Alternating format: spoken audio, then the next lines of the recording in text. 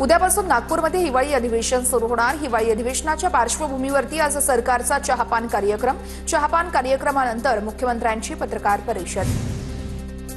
सरकारच्या चहापानावरती विरोधकांचा बहिष्कार, ठाकरेंच्या शिवसेनेचे नेते भास्कर जाधवांची माहिती। 11 विधेयकांमुळे हिवाळी अधिवेशन गाजणार।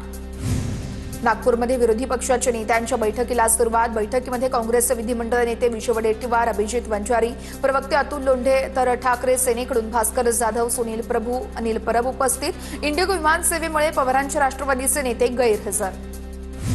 हिवाळी अधिवेशनासाठी विरोधी पक्षांना बंगला न दिल्यानं वाद। बैठक आणि पत्रकार परिषदेसाठी बंगला न दिल्यास आम्ही रस्त्यावरही प्रेस घेऊ, माजी विरोधी पक्षनेते विजय वडेट्टीवार यांचा इशारा। विरोधी पक्ष हतबल आणि हरलेल्या मानसिकतेत, प्रवीण दरेकरांची विरोधी पक्षावर टीका। फोडाफोडीवरून होणाऱ्या वादानंतर एकनाथ शिंदे आणि रवींद्र चव्हाण एकाच कार्यक्रमात। मात्र चव्हाणांशी बोलताना शिंदेंची देहबोली आक्रमक, तर डोंबिवलीतील क्रीडा संकुलाच्या भूमिपूजनावेळेस शिंदे चव्हाण एकत्र। तुम मुझे कब तक रोकोगे, शेरो शायरीतून श्रीकांत शिंदेंचा इशारा।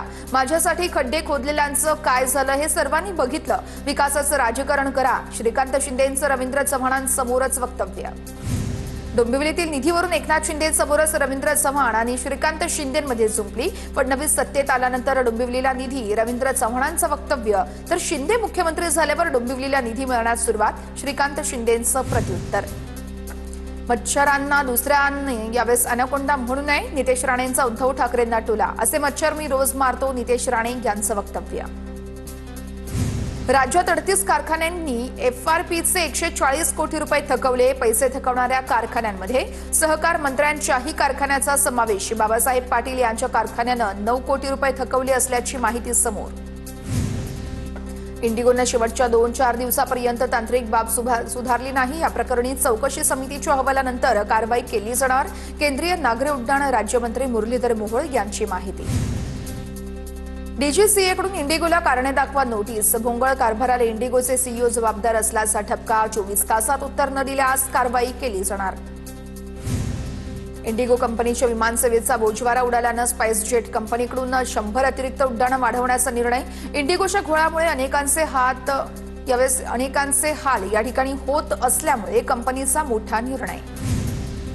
इंडिगोच्या विस्कळीत विमानसेवेचा मंत्र्यांनाही फटका। नागपूर अधिवेशनासाठी मंत्री रेल्वेनं दाखल। भास्कर जाधव, अनिल परब, संजय राठोड यांच्यासह अनेक मंत्री हे रेल्वेनं नागपुरात पोहोचले। काही नेते समृद्धी महामार्गाने नागपुरात पोहोचले। माजी केंद्रीय मंत्री सुरेश प्रभू यांनी खासदार संजय राऊतांच्या प्रकृतीची विचारपूस केली। राऊत यांची प्रकृती लवकरात लवकर ठीक व्हावी यासाठी त्यांना शुभेच्छा दिल्या। सुरेश प्रभू यांनी ट्विटवरती फोटो शेअर करत दिली आहे माहिती।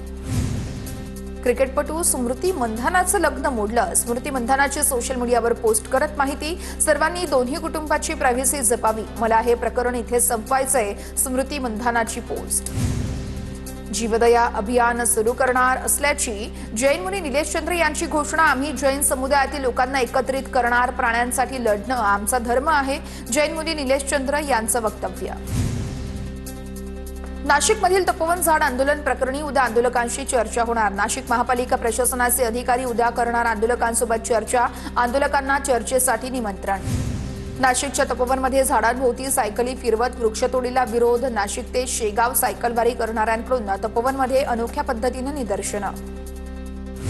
नाशिकच्या तपोवनात पर्यावरण प्रेमींची मोठी गर्दी। तपोवनातील वृक्षतोडीला पथनाट्य, कवी संमेलन, ऑर्केस्ट्रा, विविध कलाकारांच्या माध्यमातून विरोध।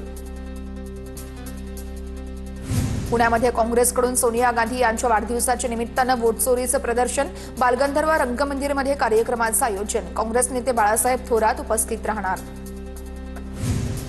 अहिल्यानगरच्या बेल्हा ते राळेगण थेरपाळ राष्ट्रीय महामार्गावरती ग्रामस्थांचं आंदोलन। निकृष्ट दर्जाच्या कामामुळे ग्रामस्थांचा रास्ता रोको। बांधकाम विभाग, भूमी अभिलेख आणि जिल्हाधिकारी कार्यालयाच्या अधिकाऱ्यांनी आश्वासन दिलं आणि त्यानंतर आंदोलन स्थगित। पार्थ पवार यांच्या पुण्यातील जमीन गैरव्यवहार प्रकरणी आरोपी रवींद्र तारूला अटक करण्यासाठी वावदन आणि पिंपरी चिंचवड पोलीस भोरमधील घरी दाखल। पोलीस येण्याआधीच रवींद्र तारू घरातून निघून गेल्याची माहिती। साताऱ्याचे खासदार उदयनराजे भोसले यांच्या पत्नी दमयंती राजे भोसले यांनी गजानन महाराजांचं दर्शन घेतलं। शेगाव येथील श्रींच्या समाधी दर्शनाला आले असताना प्रसन्न वाटलं। दमयंती राजे भोसले यांची प्रतिक्रिया। भंडाऱ्याच्या तुमसर येथील उपजिल्हा रुग्णालयातील दंत तपासणी विभाग दुर्लक्षित. शासकीय रुग्णालयामध्ये साहित्यांचा अभाव. सामान्य नागरिकांना घ्यावा लागतोय खासगी दवाखान्यांचा आसरा. बीडसह धाराशिव पोलिसांकडून धुळे सोलापूर महामार्गावरती प्रवास करणाऱ्या प्रवाशांना सावधानतेचा इशारा. बीड ते तुळजापूर दरम्यान होत असलेल्या जबरी चोरी, लूटमार, दरोड्याच्या घटना या समोर येत असल्यानं खबरदारी. जळगाव जिल्ह्यातील हत्तूर गिरणा धरणाचे एकूण 75.324 दशलक्ष घनमीटर पाण्याचं आरक्षण निश्चित. एकूण 371 गावांना पिण्याच्या पाण्याचा पुरवठा होणार.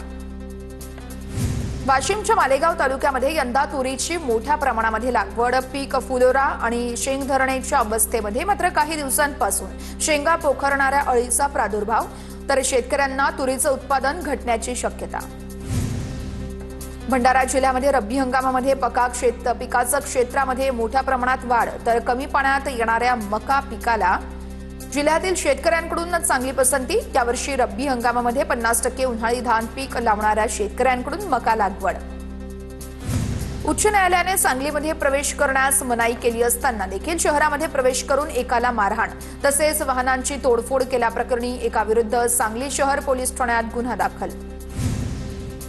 वर्ध्याच्या इतवारा परिसरामध्ये अवैधरित्या गांजा विक्री करणाऱ्याला अटक. 3 किलो गांजासह 73,500 रुपयांचा मुद्देमाल जप्त. शहर पोलीस ठाण्याच्या गुन्हे शोध पथकाची कारवाई. सारंगखेड्याच्या घोडे बाजारामध्ये 15 वेळचा विजेता व्हाईट कोब्रा हा घोडा दाखल. तर पंजाबच्या जगतारा सिंग यांच्या मालकीच्या या घोड्यानं अनेक स्पर्धा गाजवल्या. सारंगखेड्यातील स्पर्धेत उतरणार व्हाईट कोब्रा. मुंबईमध्ये 8 डिसेंबर ते 9 डिसेंबर दरम्यान पाणी कपात असणार. महापालिकेकडून तांसा जलवाहिनी बदलण्याचं काम हाती घेण्यात येणार असल्यानं 17 विभागांमध्ये 15% पाणी कपात. मुंबईकरांनो पाणी जपून वापरा, प्रशासनाचा. भारतातून मर्यादित प्रमाणामध्ये कांद्याची आयात करण्याचा बांगलादेशचा निर्णय. भारतातील कांदा उत्पादकांना मोठा दिलासा.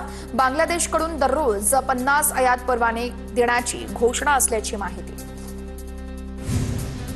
ॲपल कंपनी नव्या वर्षामध्ये आयफोन 17e लॉन्च करणार. 60,000 ते 65,000 आयफोन मिळण्याची दाट शक्यता. कमी बजेट असणाऱ्या ग्राहकांना हा फोन खरेदी करता येणार. या फोनमध्ये A19 चिपसेट, गेमिंग आणि AI पॉवर्ड फीचर्स देखील दिले जाणार.